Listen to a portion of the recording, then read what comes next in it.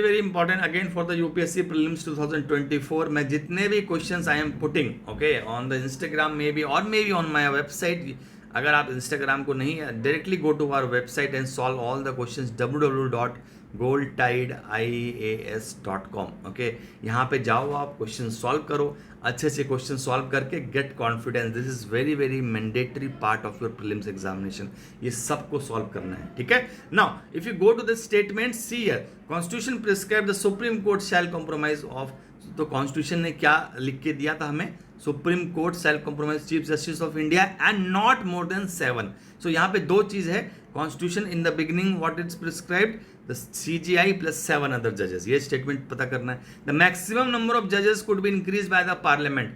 क्या प्रेसिडेंट बढ़ा सकता है या पार्लियामेंट बढ़ा सकता है या फिर सुप्रीम कोर्ट इटसेल्फ बढ़ा सकता है? So we will see the provision in the constitution क्या लिखा हुआ है. A person eligible to be the appointed जज of supreme court, he be see citizen of India and the opinion of the president distinguished jurist. तो अब मुझे ये question आपको गलत जानबूझ के करना था, because I want everyone to fail in this statement, because I want to focus on this statement. अब सोल्यूशन देखो, आपको समझ में आएगा why I am saying this. Okay, no only one only two as per the latest trend I have framed this question. तो आप देखो यहाँ पे, okay, directly go to the website. Article 124 क्या कह रहा? सुप्रीम कोर्ट होना चाहिए एंड 7 अदर जजेस. फर्स्ट स्टेटमेंट करेक्ट है. Okay, now second statement says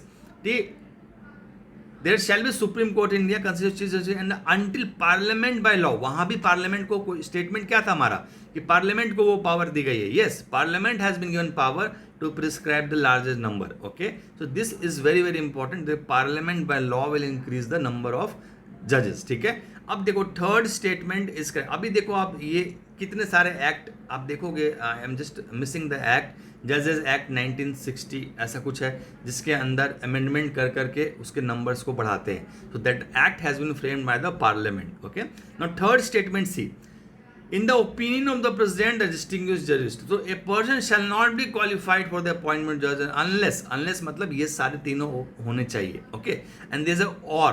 Okay, there's a or. तो end नहीं है, ये ऐसा नहीं है कि तीनों होना चाहिए. There's a or always. So in the opinion of the president, a distinguished jurist. तो ये आप ध्यान रखोगे, ये प्रेसिडेंट के ओपिनियन में होना चाहिए, not in the opinion of the parliament.